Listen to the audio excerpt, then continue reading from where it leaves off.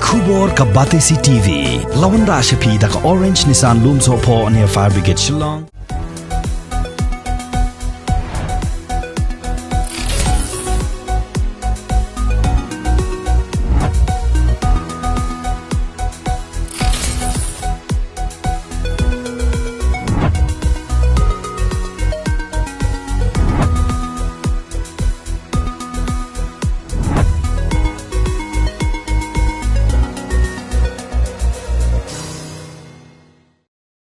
Kesorkar Meghalaya Democratic Alliance hakakat Sautrik ubnai nailar arajar arpuai kalashim mikarai bantum de kejing tokit magister lene ke magisterial inquiry ke bantokit benya halor kejing sya siat yap jong uba Cherister Field thank you hakajing Leit Conrad jong ki Pulit ya ke yeng sa jong u haka step perngap jong ke khat lai trik ubnai nailar arajar arpuai ke badan ha maulai kenton masar.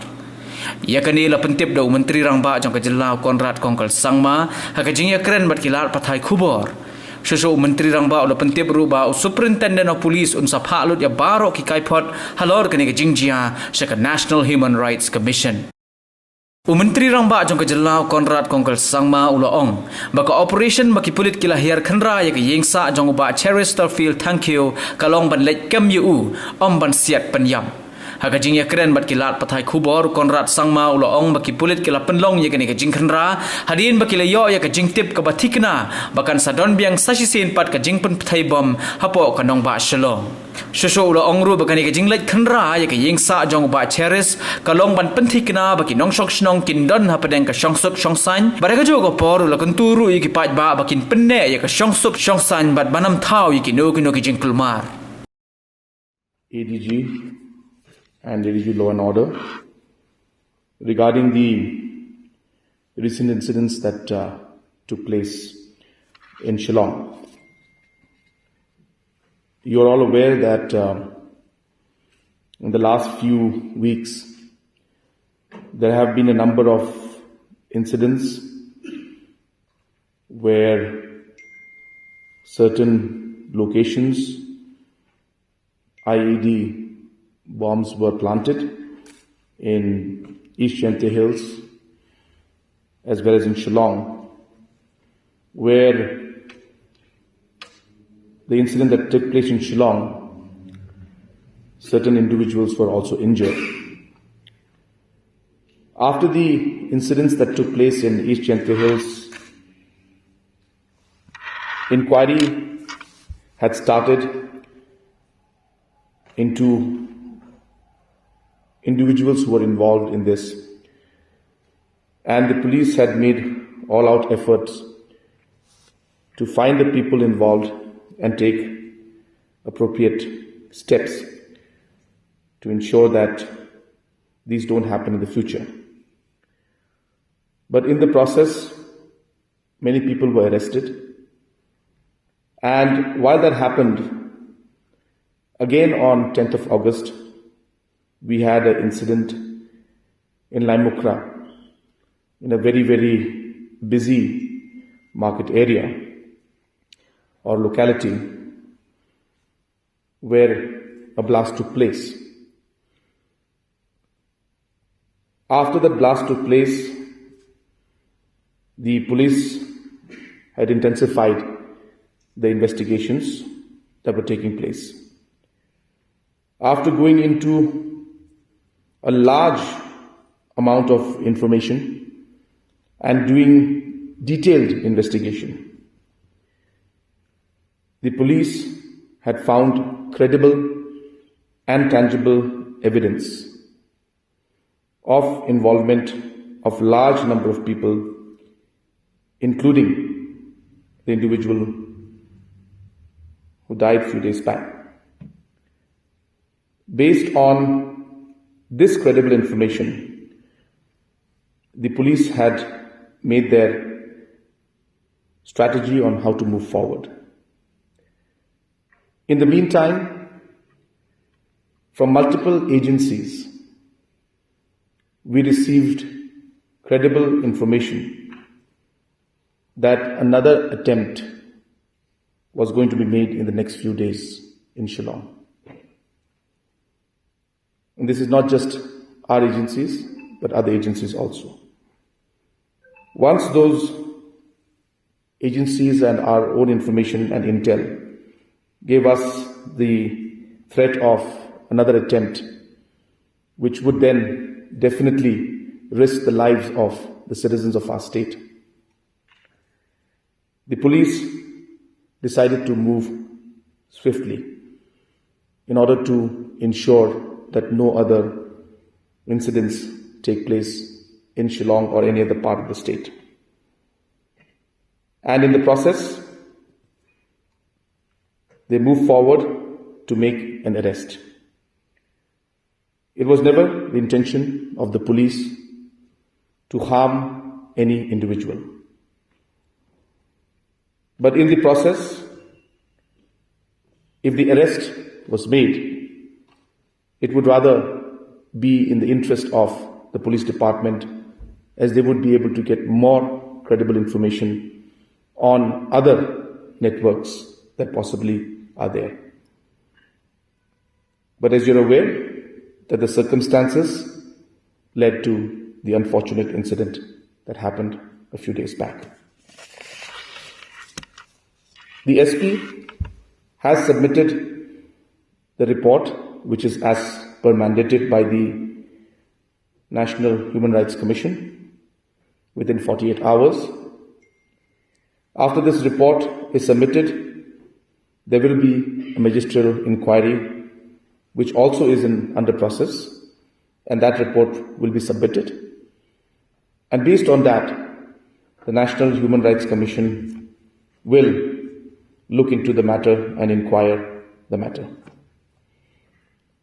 I felt that it is important at this point in time that we appeal to everybody that at this point in time, we must maintain peace in Shillong city and in the state as a whole. Whatever the police or whatever the government is doing is in the interest of the safety of the citizens of the state. And therefore, once again, I appeal to everybody that we must maintain law and order and we must maintain peace in the state and in Shillong city. I don't have that report with me. It's been given to the Human Rights Commission. So I guess the procedure will be followed. But that report is not there with me as of now. As I said, I came back.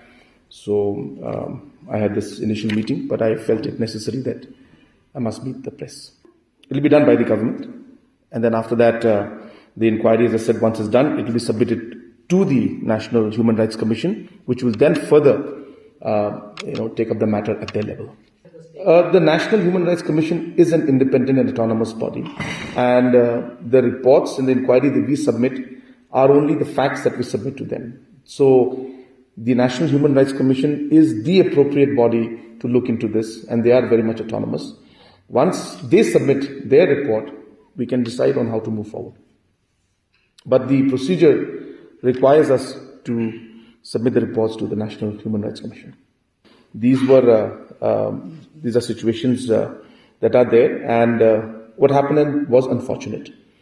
But the intention, as I said, was to clearly arrest and the person involved, and because that would then lead to more information that would have come in. So it would be in the interest of the police and the agencies. So therefore, there was no intention in that line, and was clearly. So therefore, that's what happened. As I gave in my opening remarks to everybody, that the police had made a strategy to move in a certain way.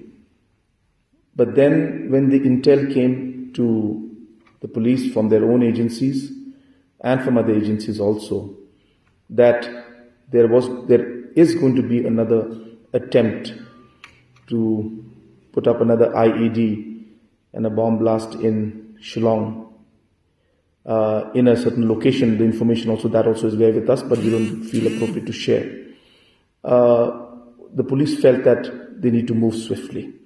Otherwise, lives could be lost at that point in time in things. So therefore, in the process, while they moved swiftly, the intention was to arrest the concerned person, and as I said, enough credible information was there on the involvement. A lot of evidence is there, which again is not possible for me to share because the investigation is still going on. And so that credible information, based on that, the move was made. And as I said, the intention was to arrest the person, but the unfortunate incident that happened. Again, it's not appropriate for me to enter into the investigation aspect of how the police would function. But all I can say is that in investigations like these, timing is important.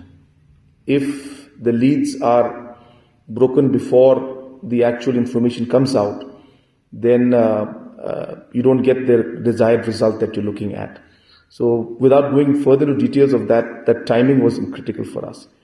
So therefore the police made a decision based on that to watch the movements and then gather more evidence and information. That's all I can say. It would not be appropriate, as I said, to go further into details. But then when the credible information came that on a certain date, in a certain location, there would be another blast, that is when the police had to swiftly move to avoid the second incident in Shillong. That's a tactical move which the police have done. It's something that it will not be possible for me to go into the tactical side of how the police would operate because, as I said, they have their own way of moving forward. So that's not something that we normally interfere or go into all those aspects. But as I said, the intention was very clear. Was to arrest because of the evidences and the threat that was there to the people. Whatever the police and the government has done has been in order to ensure that the people are safe. When we get information that another blast is going to take place, and that too, as I said, not just from our own intelligence agencies, but from other agencies also, then and the same date and the same location, then obviously we have to act swiftly in the interest of safeguarding our people. So this was done purely on basis of ensuring that the people of Shillong are safe. And as I said, the intention was very clear, was to arrest. But as I said, again, I'm repeating that unfortunate incident happened. And that is the reason why I am appealing to citizens of Shillong and of the state that we must maintain peace and we must ensure that we keep the peace of the city and of the state in mind. And ensure that, and realize also, as I said, that the police, whatever actions they have taken, and as I said, whatever happened was unfortunate, but whatever other actions that they took and how they move forward was in the interest of safeguarding the people of the state. Yeah, from that angle, of course, we have to keep, working on this. All the intelligence we're collecting, and we are moving forward in every way possible, collecting information as much as possible. But yes, the police is on alert, on very high alert, and ensuring that the peace and tranquility is there in the state and law and order is maintained. See, when we keep the overall agenda in front of us to ensure that our people are safe, we do it with the utmost sincerity and commitment. And as I said, in the process, it is never the intention of the government to or the police to just simply, harm anybody. But as I said, that the intention was very clear in this, but it's unfortunate that it led to the incident that happened. But the intention was very clear, was to arrest the person. So therefore, this incident is something that I've been repeating again is unfortunate, but it's something that happened in a situation, in the circumstances that were there. But the effort of the government and of the police will continue to ensure that anybody who tries to disrupt the peace of this thing, we will have to move forward, and the police will have to work out on how we can stop that. So therefore, the police has always been working with the intention of keeping our public and the people at large in the state safe. So that's what it was. But while we do that, the police always makes sure that nobody is harmed unintentionally. So that has always been the way the police works, and we as a government also have endorsed that, and that's how we would like to move forward in any situation. No, as I said, I've been very clear that the intention was very, very different. The intention was to arrest the concerned person, and unfortunately it led to a different circumstance, a different situation, and therefore it would have been more beneficial for the overall department and the police, because then more information would be available, more networks would come out, and the investigation process would be strengthened if we were able to have arrested the concerned person. So therefore, what happened is something that, as I said, is very unfortunate. I have the list with me, and in fact, we have gone through it also, and I have seen the kind of evidence that is there. So, and a lot of other people have also seen it. The problem is that since the investigations are on, I have been asked by the police and the agencies to not disclose that, because it would affect the full investigation process, and then obviously others who are involved would know. So therefore, in the interest of the investigation, I would like to request, if I'm not forced to give that detail, but we know the details and we've seen, and it's very much credible and in full detail that is there. Very tangible, I should say. The correct word would be tangible and credible information. We have maintained from day one that that Meghalaya government also wants peace and is open to talks with any of the organizations that would like to come and talk to us. But we have always maintained that it must be within the constitutional framework of the country. They must shun violence, and it must be an unconditional talk. So therefore, one cannot come forward, with conditions to the talks. So when we talk, we can discuss things, but before you come to the talks itself, if you come with conditions, then that is something that is not acceptable. So we are agreeable, but as I said, must shun violence, must come without conditions, and must be within the framework of the constitution of the country. So that's our stand, and that's still our stand right now. Yes, we had received a letter. I don't have the exact date with me. 16 of January 2021. Yeah, 16th of January 21. So you knew it, but anyway. So we have received, after the letter was received, we have discussed multiple times within the government, within Meghalaya government, about the letter. And without naming individuals, even in Government of India level, 2 discussions took place. At official level, 2 discussions took place with Government of India also regarding the letter that was sent by the HNLC. Based on that, the Government of India has mentioned that some of the conditions that they put in are not acceptable to Government of India, and therefore they must submit another letter without those conditions, and those conditions are the standstill agreement, and second is the instrument of accession. So these 2 should not be there, and this was communicated to them. And after the communication, we were told that they will submit a letter without those conditions and remove all the other conditions and move in the line which we have prescribed, that it should be in the constitutional framework, it should be under without any conditions, and it should be shunning of violence. So all that was discussed.